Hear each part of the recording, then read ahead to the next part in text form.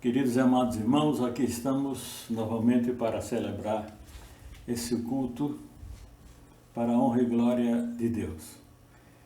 Mesmo distante uns dos outros, mas estamos unidos pela fé. Acreditamos no Deus que breve, muito breve virá e levará o seu povo para o tão prometido céu. Mas antes de começar o nosso culto, vamos primeiro invocar a presença de Deus aqui através do Espírito Santo, para que tudo que viemos a fazer aqui seja de agrado aos seus santos olhos. Oremos ao Senhor. Santo Pai, Deus rico em misericórdia, como teus filhos aqui estamos, agradecido por ricas bênçãos e cuidados que tens concedido. Orienta nesse culto, seja com cada um de nós, nos dê força para viver de servindo e permanecer nessa jornada. Nos concede o Espírito Santo em forma da chuva serôdia, em nome de Jesus. Amém. Irmãos,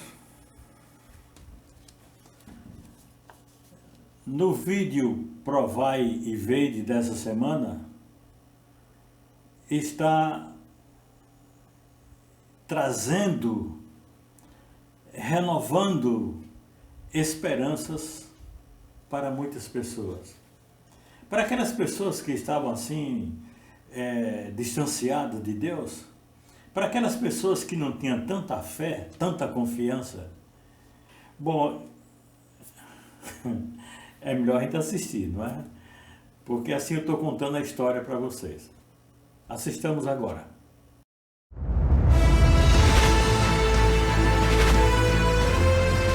Provai e vede. História de hoje: resposta no lixo.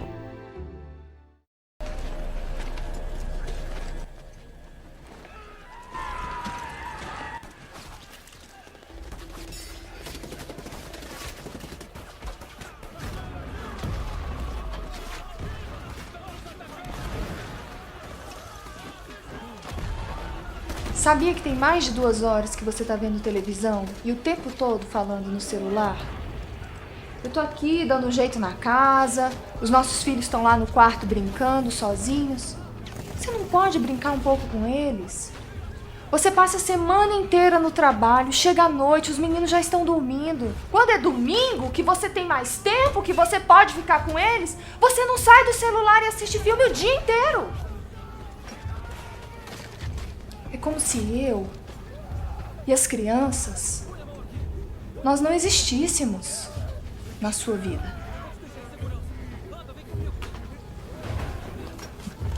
Eu sei que a gente está vivendo uma crise, mas você não precisa descontar isso nos nossos filhos.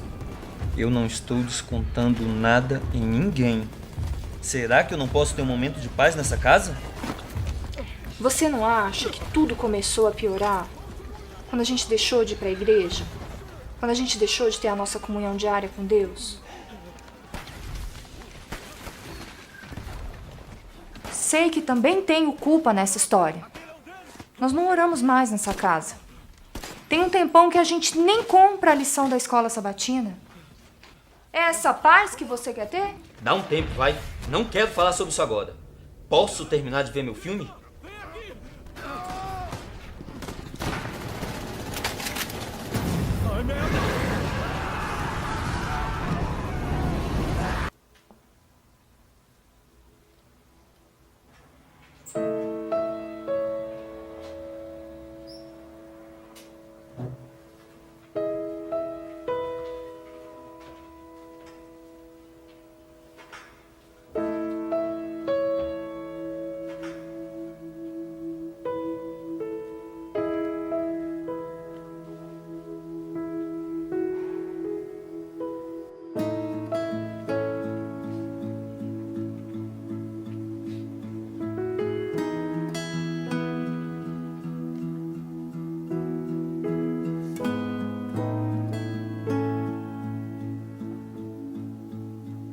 Você ainda acredita em Deus?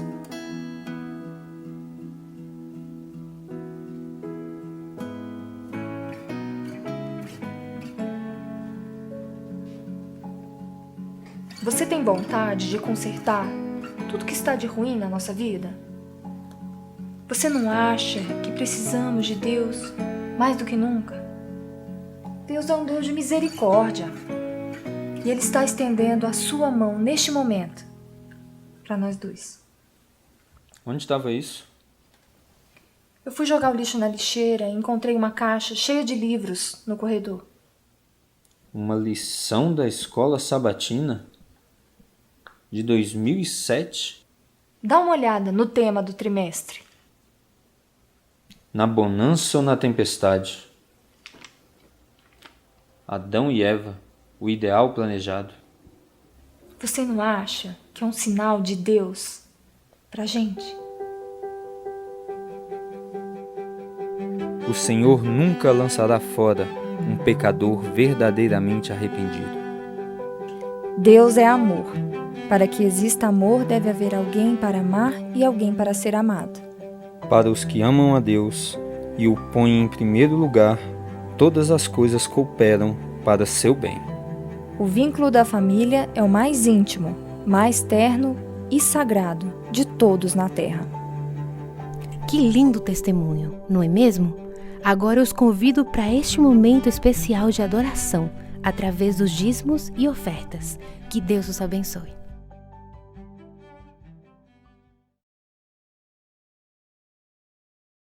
E que esse testemunho venha servir de exemplo para cada um de nós. Muito bem, continuando o nosso culto, vamos cantar o hino 206. 206, o hino, ele traz o seu título, Seu Sangue Tem Poder. O sangue de Cristo tem poder. Mas nos versos aqui,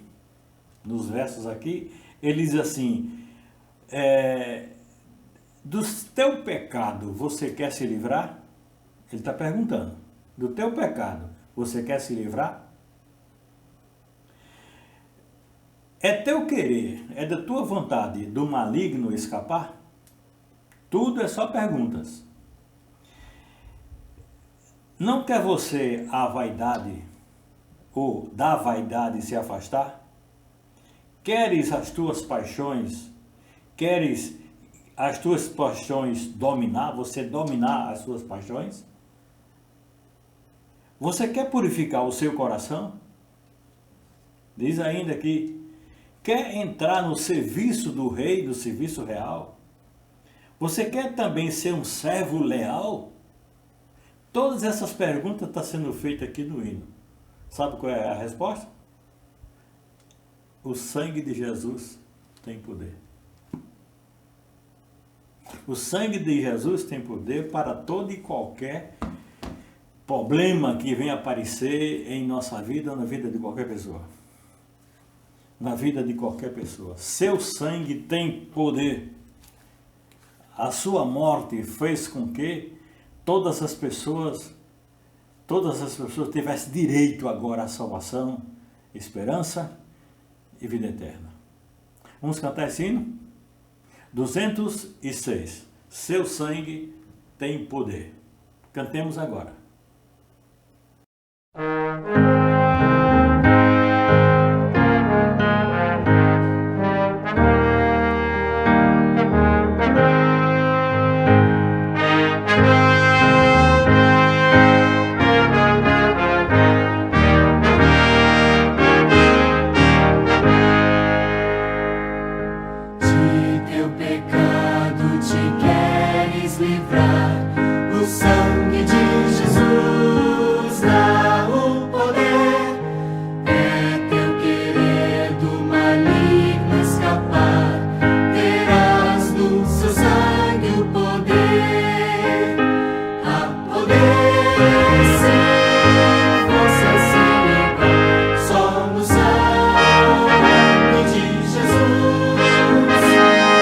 Poder sim, venha ao pecador.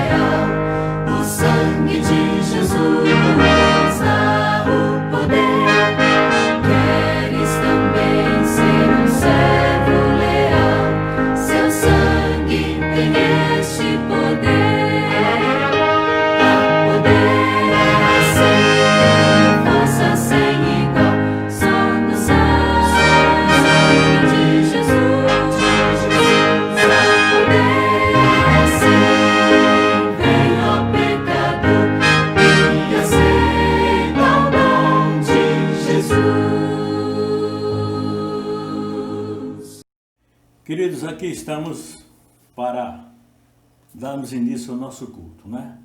Já assistimos o Provai Verde, já cantamos e agora é a hora de estudarmos a palavra de Deus. E o título do sermão de hoje é Tempo de Graça. Tempo de Graça. Quando foi que começou a graça? A gente está cansado de ouvir por aí afora as pessoas dizendo que estamos vivendo no tempo de graça. E se perguntar para muita gente o que é graça, ele não sabe nem responder. Mas muitas vezes enche a boca, estamos vivendo no tempo da graça e não da lei, não sabe nem o que significa isso. Mas quando realmente começou o tempo de graça? Quando começou o tempo de graça? No decorrer aqui do estudo, a gente vai saber quando começou o tempo da graça de Deus. Mas, tomando como base, a gente vai ler o livro de Efésios, no capítulo 2, versículo 1, de 1 a 3. Diz assim: Ele vos deu vida, estando vós mortos nos vossos delitos de pecado, nos quais andaste outrora, segundo o curso deste mundo, segundo o príncipe da potestade do ar, do espírito que agora atua nos filhos da desobediência, entre os quais também todos nós andávamos outrora, segundo as inclinações da nossa carne, fazendo a vontade da carne, dos pensamentos, e éramos, por natureza, filhos da ira, como também nos demais. Por natureza, filhos da ira. Vamos fazer uma reflexão em cima disso aqui, não é? Diz assim: Ele vos deu vida. Quem nos deu vida? Jesus. Por que Ele nos deu vida? Porque estávamos mortos. Estávamos mortos. Eu não vou aqui citar nome, mas eu me lembro uma vez que meu pai tinha um comérciozinho, um pequeno comérciozinho, e então quase todos os dias eu ia lá no fim do expediente e vinha com ele pela rua, e vinha com ele, e nós passávamos pela padaria, comprava o pão e vinha para casa. E certa ocasião ele disse: ali está fulano de tal. Eu digo: sei, eu conheço. Ele disse: ali é um morto-vivo. Por que, pai? É um morto-vivo. Ele disse: porque a esposa dele, depois que se separou dele, com problemas de herança, problema familiar, ela jurou matar ele. Dito e feito. Passou um determinado tempo e ela mandou alguém, essa é a história que se sabe, matar ele, e realmente ele foi morto. Eu quero dizer que ele nos deu vida, Jesus nos deu vida, e que a pessoa, mesmo estando vivo, não tendo Salvador, não reconhecendo um Salvador em sua vida, ele está morto, irmão. Entendeu? Ele está morto. É o mesmo que alguém guarda um peru, um bezerro, um bode, para comemorar num casamento de uma pessoa, na formatura de um filho, no aniversário, nisso, aquilo, outro. Então, aquele animal, aquela ave, está com seus dias contados. E estando com seus dias contados, já pode-se dizer que está morto. É um morto vivo. Então, as pessoas que não têm Cristo em sua vida, ele é um morto vivo. Paulo é bem claro quando diz aqui, e diz: nos quais andaste outrora segundo o curso desse mundo. Ele, escrevendo aos irmãos de Éfeso, ele diz que vocês também, ele também se incluía, vocês também, no passado, eram mortos outrora. Agora vocês têm esperança de salvação e vida eterna na pessoa de Jesus. E diz aqui, entre os quais também todos nós, ele estava se incluindo, andávamos outrora segundo as inclinações da carne. A inclinação da carne só leva para a morte. Não é outra coisa. Só leva para a morte. Você encontra isso no livro de Efésios, capítulo 2, de 1 a 3. A gente sabe, queridos, que a palavra graça quer dizer favor imerecido. A pessoa não merece. Não merece esse favor, mas mesmo assim é feito esse favor para com ele. E esse grande favor demonstra o amor infinito de Deus por suas criaturas. Deus tem um amor por aquilo que criou incondicional. Mas olha, nós temos a promessa de que Cristo vai voltar. E tendo a promessa de que Cristo vai voltar, ele podia levar os seus filhos salvos e morar em outro mundo que nunca houvesse pecado. Na verdade, no primeiro momento vai haver realmente isso. Os 1000 anos de paz, vamos passar em outro lugar. Aonde? Ninguém sabe. Num lugar que chamamos céu. E onde é esse céu? É onde não existe pecado. É onde existe paz. É onde existe unidade. É onde existe amor. É onde não existe morte. É onde não existe doença. É onde não existe cadeia. É onde não precisa de polícia. Não precisa de juízes para julgar A ou B. Não precisa. Então esse lugar é um céu. Ele podia levar os seus filhos para lá e ficar eternamente lá. Mas não. Ele tem tanto amor àquilo que criou que ele disse que todo mundo vai voltar para a terra. Ele vai restaurar essa terra. E Pedro, ali na sua carta, segunda carta, ele diz assim: e nós, segundo a sua promessa, aguardamos novos céus e nova terra. Então ele não vai consertar isso aqui. Ele vai fazer tudo novo. Você pode até ter um móvel de estimação em sua casa que veio do seu pai, seu avô, e etc, etc. Aquele móvel ou qualquer outro objeto. Tem gente aí que tem um carro antigo e que não desfaz de jeito nenhum. Quer dizer, tem amor por aquilo ali. E suponhamos que esse carro, esse objeto, ele se quebre e você mande restaurar. Ele está restaurado, está perfeito, mas continua sendo objeto velho. Mas depois da volta de Cristo, ele disse que vai fazer isso aqui tudo novo. Entregar como era no princípio, lá no Éden. E ele está convidando você para participar desse maravilhoso plano. Ele está convidando você. Pois bem, a graça o que é? É o amor infinito de Deus. O que é uma coisa infinita? Que nunca se acaba. Nunca se acaba. Irmãos, em todos os tempos, a graça de Deus tem sido clara. E agora vem a pergunta que nós fizemos no princípio, né? Quando foi que começou a graça de Deus? Se perguntar para muitas pessoas, vai dizer, talvez seja quando Cristo nasceu. Cumprindo a promessa, cumprindo a profecia. A graça começou talvez quando ele começou no seu ministério, né? Sendo batizado ali por João. A graça começou quando ele talvez foi morto lá na cruz. Talvez a graça começou quando ele ressuscitou. Talvez a graça começou quando ele subiu ao céu e começou fazendo intercessão por nós. Não, nada disso. A graça de Deus começou no momento em que entrou o pecado, no momento da desobediência de Adão e Eva.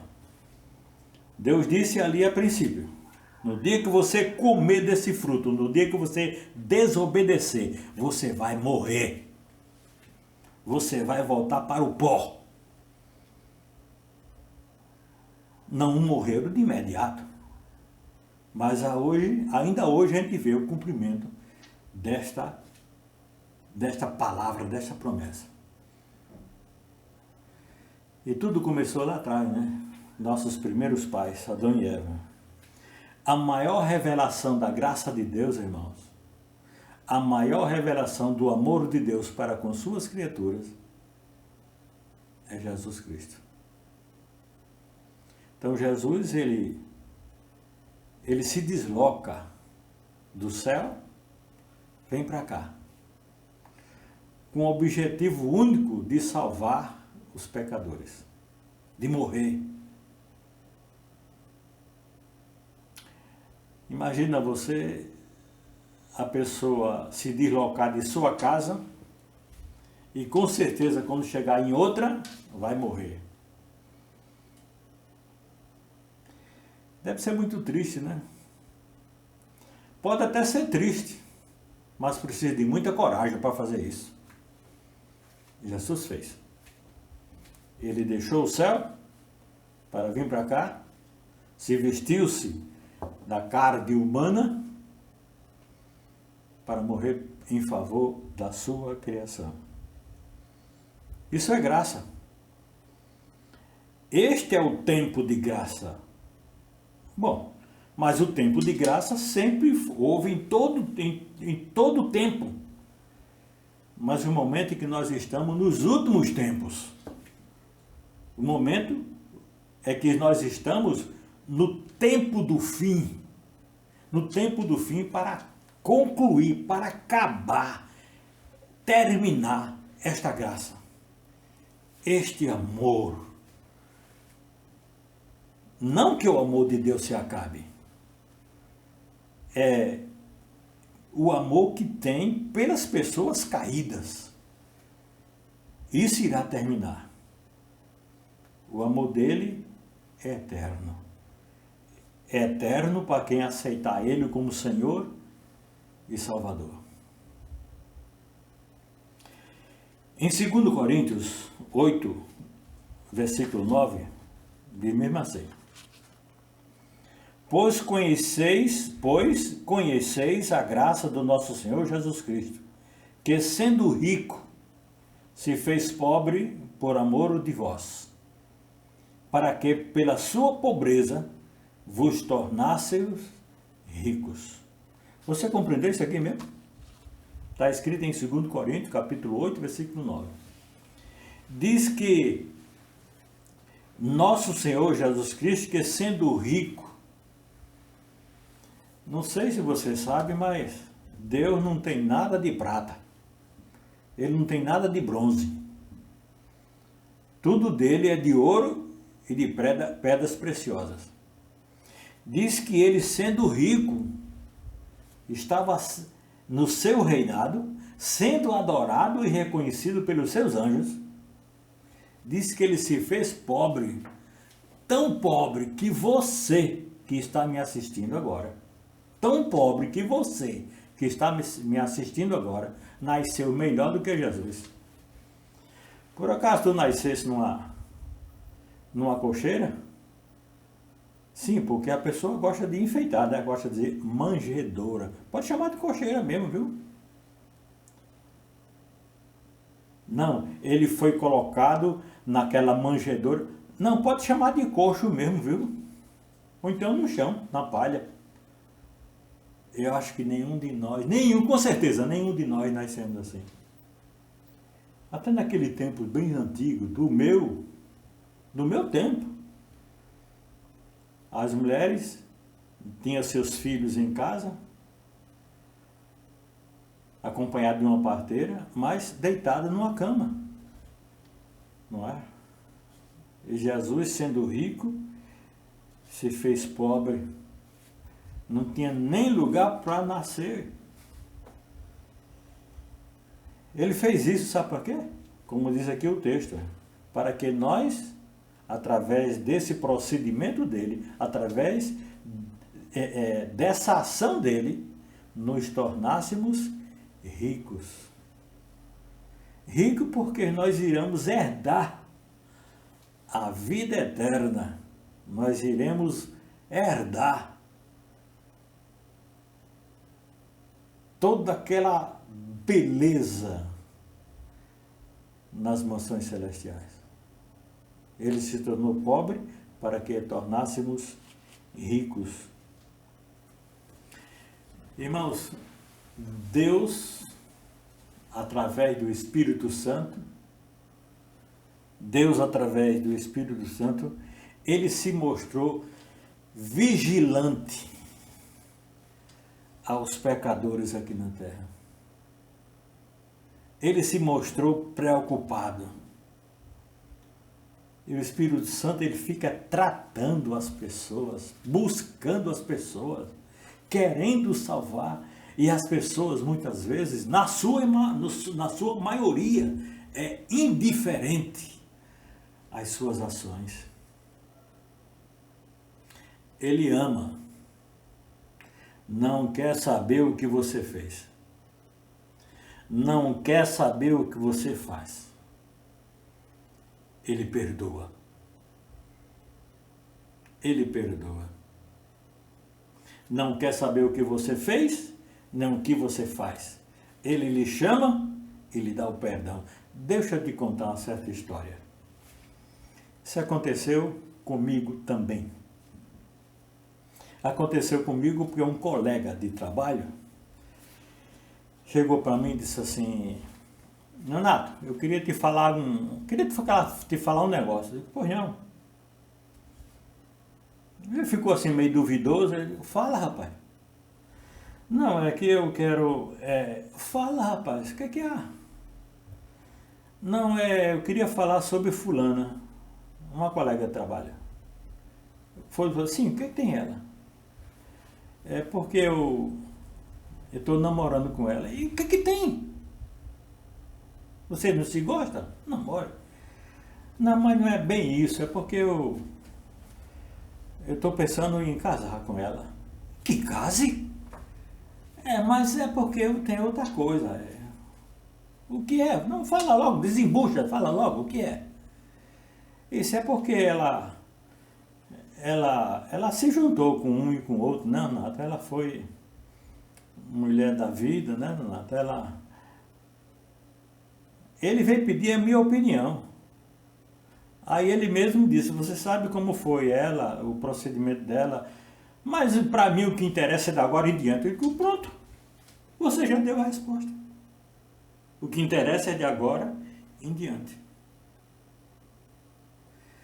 Então Jesus, quando chama a mim, quando ele chama a você, ele não quer saber o que você fez, nem por onde andou. Ele perdoa e te oferece de graça a vida eterna. Diga amém.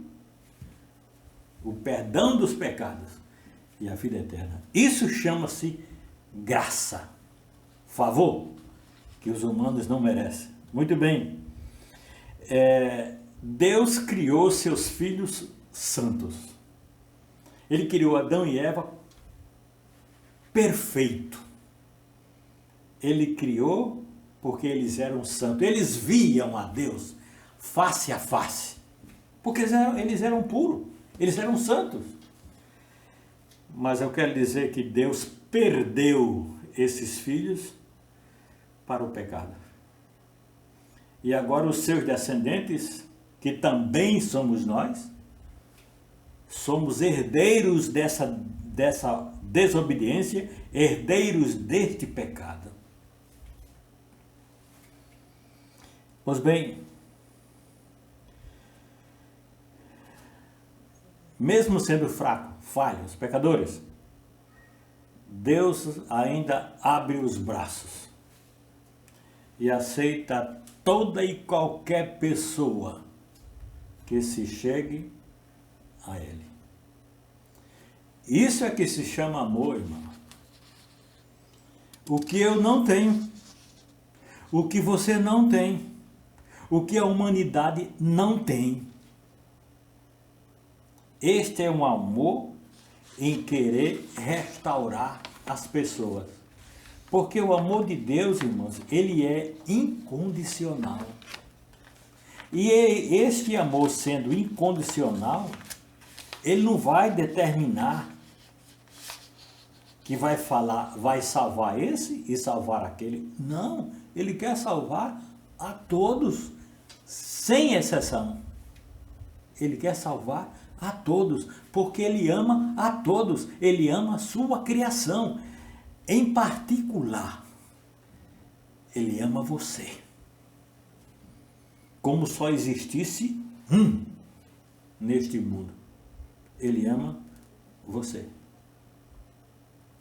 Veja o que diz, observe bem no que diz aqui no livro de Romanos, no capítulo 5.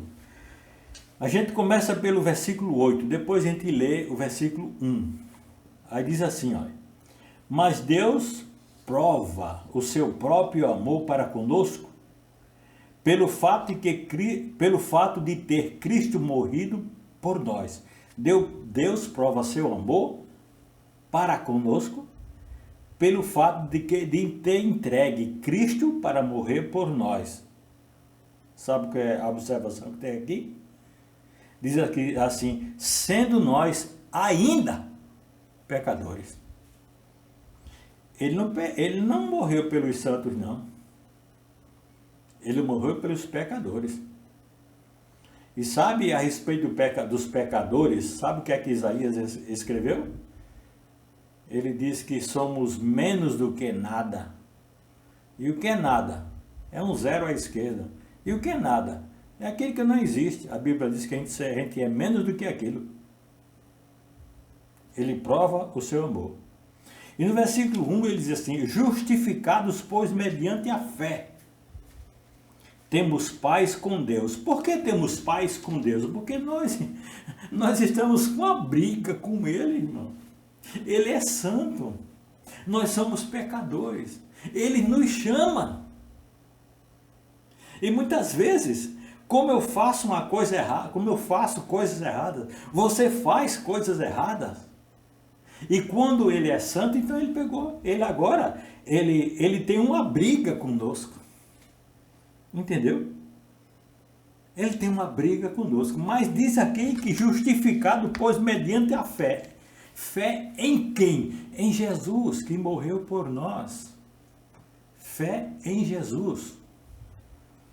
E diz que é através dessa fé, é através dessa morte, é através deste procedimento que temos paz com Deus. Jesus é o elo. Quando ele abre os braços, aquilo ali também simboliza pegando na mão de Deus e pegando na mão dos pecadores. Ele é a pessoa que liga a criatura com o seu Criador. E o capítulo 8, versículo 1 de Romanos, normalmente diz assim: agora, pois, já nenhuma condenação há para os que estão em Cristo Jesus. Você quer bênção maior do que essa? As pessoas, a humanidade está condenada à morte. Aí diz que quem tem a Jesus como Senhor e Salvador, diz que nenhuma condenação há. Você quer presente maior do que esse? Não existe, irmão. Não existe. A ira de Deus é contra o pecado. Não é contra o pecador. A Bíblia diz que o fogo está preparado para Satanás e seus anjos. Não está preparado para os pecadores, não. Está preparado para Satanás e seus anjos. Porém, vamos colocar uma vírgula aqui, né? Qualquer pessoa que estiver identificada com o ensinamento do diabo, qualquer pessoa que estiver identificada, procedendo segundo o ensinamento do diabo, será destruído junto com o seu professor, com aquele que foi desobediente lá no céu. com aquele que incentivou o resto da população a ser desobediente a Deus, desobediente igual a Ele. Irmãos, observe bem, ainda o que diz lá no livro de Romanos. Nós não vamos ler, mas diz assim: o pecado de um, esse um foi Adão, diz que contaminou todo o resto da população. Diz o pecado de um contaminou todo o resto, mas diz também que pela vida e morte de um, que foi Jesus Cristo, ele levou a salvação a todos. Por isso que fala o primeiro Adão e o segundo Adão. O primeiro Adão era tão perfeito como o segundo Adão. O primeiro Adão foi criado pelas mãos de Deus. O segundo Adão era Deus. Deus morrendo em lugar do pecador. O que é Jesus no meio de nós? Nos é dito que ele tornou-se um entre nós. Ele procurou se identificar com a sua criação. E a Bíblia diz que o verbo, ou seja, a palavra, o verbo se fez carne e habitou entre nós. Cheio de graça e de bondade, cheio de favor para entregar a todos, convidando a todos. Sabe qual é o detalhe? Que ele não obriga a ninguém se identificar com o seu ensinamento. Certa ocasião chegou uma pessoa que disse assim: a Bíblia fala de um Deus, de Jesus, fala disso, fala daquilo. É um Deus que não se apresenta, não se mostra, não diz eu estou aqui. Você tem que acreditar pela fé. É pela fé que você tem que acreditar que ele existe. Ou você está pensando que Deus vai puxar uma cadeira para ir conversar com você? Ele dá ordem. Ele diz: eu quero assim, eu quero assado, eu quero dessa maneira. Ele é o Deus. Ele é o Criador. E nós, as suas criaturas. Nós estamos... Ele está no trono. E nós estamos abaixo do trono. Eu não. Todos. Toda a sua criação. Igualdade entre Deus, só tem mais dois. O Filho e o Espírito Santo. E mais ninguém. Mas ele nos chama. O povo hoje, irmãos, principalmente na nossa época, perdeu a compreensão do caráter de Deus. Sabe? Perdeu a compreensão do caráter de Deus e que muitas vezes as pessoas querem que Deus aceite como eles são e como Ele quer. Não é bem assim, não. Não é bem assim, não. Quando a pessoa dá uma esmola na rua, o pedinte aceita o que você entrega. Deus não é assim, não. Ele, por ser um Deus criador, ele diz: eu quero assim, eu quero dessa maneira. Ele não aceita qualquer adoração, não. Não está escrito também lá em Isaías? Né? As pessoas vêm adorar e quando vêm fazer sacrifício e agora é intrigado de um irmão, abandona os seus pais, não dá proteção, tem um rancor, tem um ódio do seu irmão. Aí Deus disse: não, eu não aceito esse tipo de holocausto, esse tipo de sacrifício misturado com o pecado. Eu não aceito nada disso, não. Ele disse que a nossa vida tem que estar em dia. Por isso, todo dia que devemos orar e pedir perdão por nossos pecados, fraquezas e imperfeições. Todo dia nós fazemos coisas erradas, mano. O pecado distancia a criatura do Criador. Distancia. Jesus, ele assumiu essa humanidade para demonstrar como deve ser as ações, o comportamento dos seres humanos. Ele demonstrou como a pessoa deve ter fé, confiança. Quando ele estava diante do túmulo de Lázaro, ele olhou para os céus, aí orou ao Pai. Ele disse: Pai, eu sei que sempre me ouves. Olha aí. Sempre me ouves, mas por causa da multidão que aqui está, eu sei que sempre me ouves. Precisamos aprender isso, viu, irmãos? Precisamos aprender isso.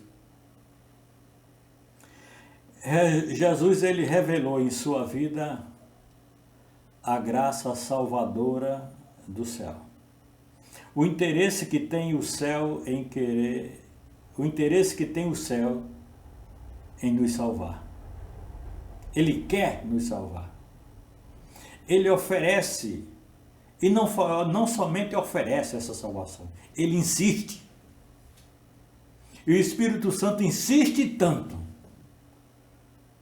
que as pessoas acham ele que estão importunando muito sua vida. Ele quer um bem. Ele quer o bem da pessoa. Mas algum dia, quando este Espírito Santo se retirar da terra, que já está se retirando, quando ele se retirar por total, aí as pessoas vão lamentar, porque serão entregues nas mãos do diabo. Vamos fazer uma ressalva aqui, né? O Espírito Santo vai sair da terra. Bom, isso é força de expressão, sair da terra. Ele vai sair das pessoas que não aceitam ele. Das pessoas. Mas aqueles que estão salvos, aqueles que nos últimos tempos fizerem parte da grande multidão esperando a Cristo, o Espírito Santo estará com eles. E vai estar para sempre. E estará para sempre. A maior revelação do amor de Deus para com suas criaturas foi exatamente na cruz. Será que eu fazia isso? Será que você faria isso? Será que daríamos a vida em favor de outra pessoa? Talvez até desse a vida, viu, em favor de outra pessoa. Mas dar a vida por aquilo que já está condenado? Não. Isso aí não. Você sabe que quando alguém é morto, a família toda sempre diz a mesma frase, né? A mesma frase para o réu, né? Para aquele que matou, né? Por mim ele mofa na cadeia. Você conhece essa frase? Então nós estamos condenados à morte. A população, o mundo está condenado à morte. No momento estão o quê? Estão presos. Estão presos aos seus próprios pecados. Mas estão condenados à morte. Mas Jesus estende a mão. Estende a mão para que possa tirar dessa prisão e do lamaçal do pecado. Oh, irmãos, eu não sei por que poucas pessoas compreendem isso. Porque, olha, se por acaso esses 7 bilhões de habitantes que existem no mundo, se por acaso esses 7 bilhões se converterem e buscarem a Deus, tem lugar para todo mundo, irmão, lá em cima. Ou você está pensando que lá Deus tem um número de pessoas para ser salvo? Não, só vai ser salvo, suponhamos, 1.327.000. Não. Pode vir todo mundo. Ele sustenta tudo e a todos. Porém, Ele nos dá a oportunidade de decidir. A oportunidade de decisão. E a decisão está nas nossas mãos. Muito bem.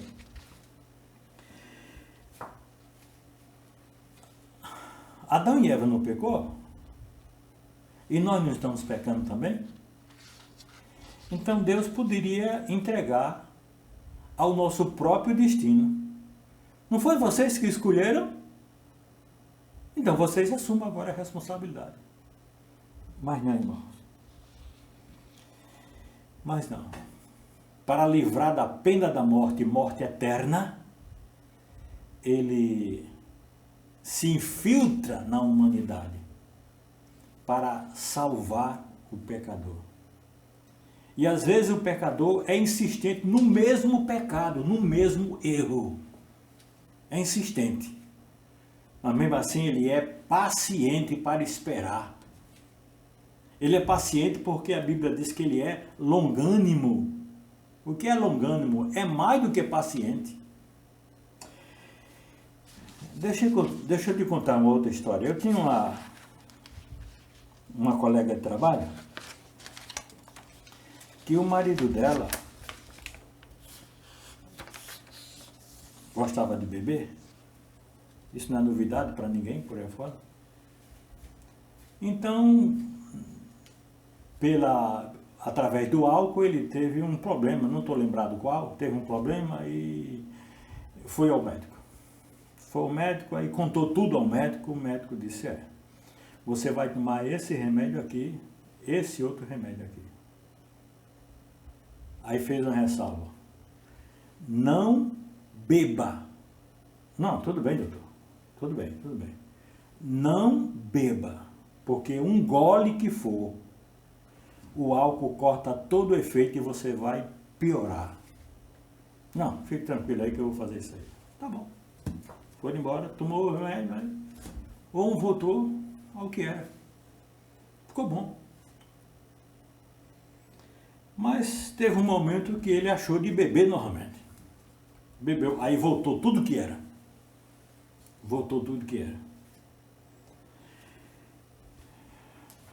A esposa disse, vamos lá para o médico novamente. Aí foi lá para o médico. Quando ele entrou no consultório, o médico conheceu ele. Eu vou mudar até de nome aqui, sabe? Que é para...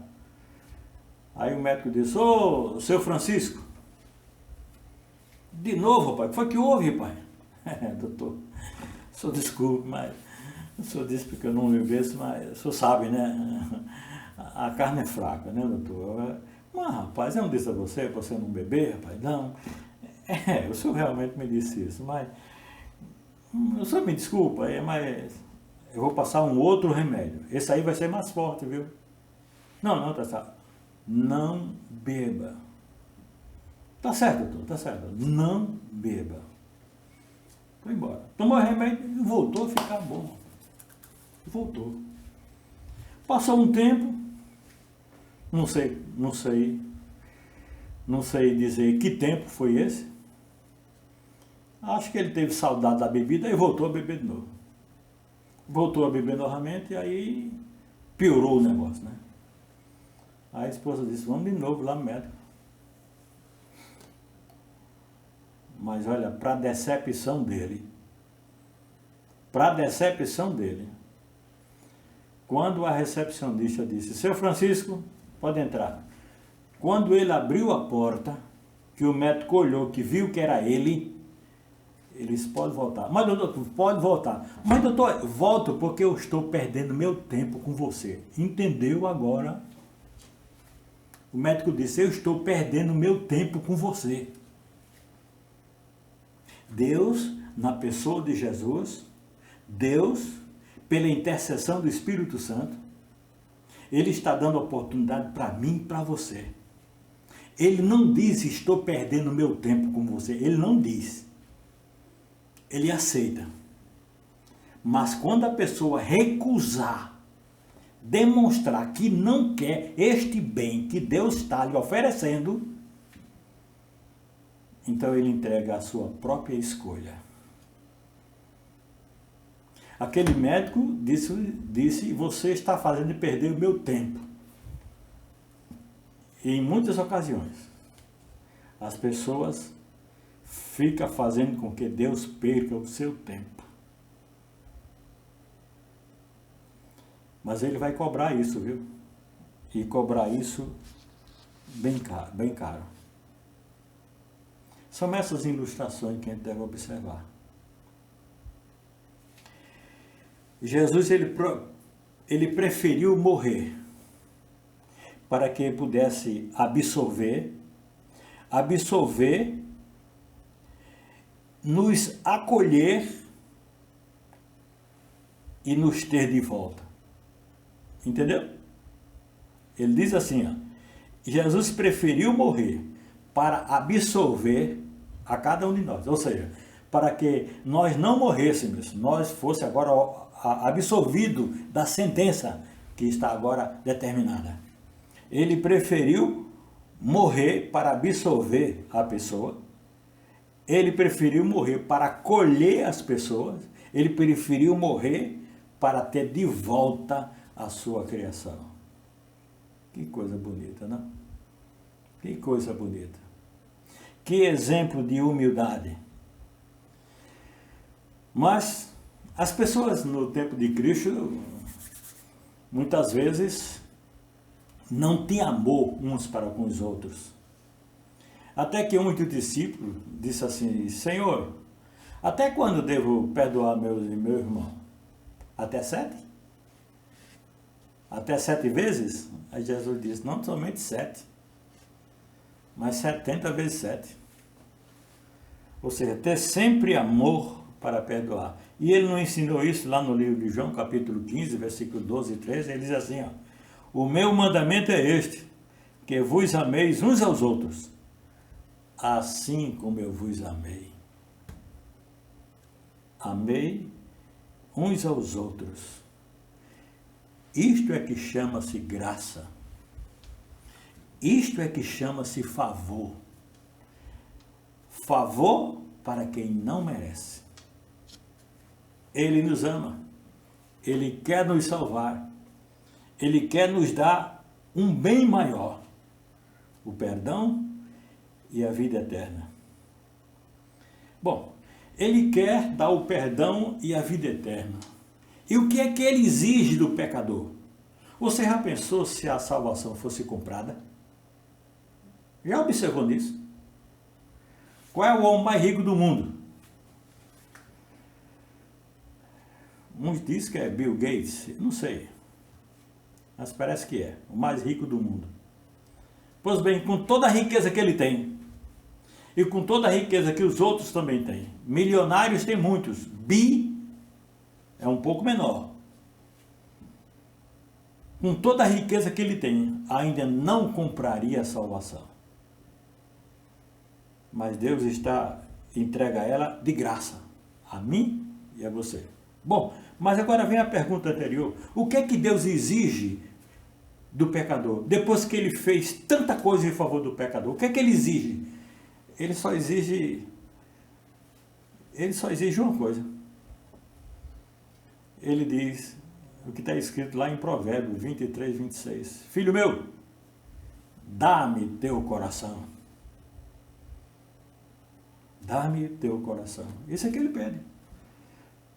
Mas vamos trocar isso mais em miúdo, né? O que é que ele pede mesmo? O que é que ele exige mesmo? Ele exige somente que a pessoa se arrependa e que aceite Jesus como Salvador. Somente. A salvação tem um nome. A salvação chama-se Jesus.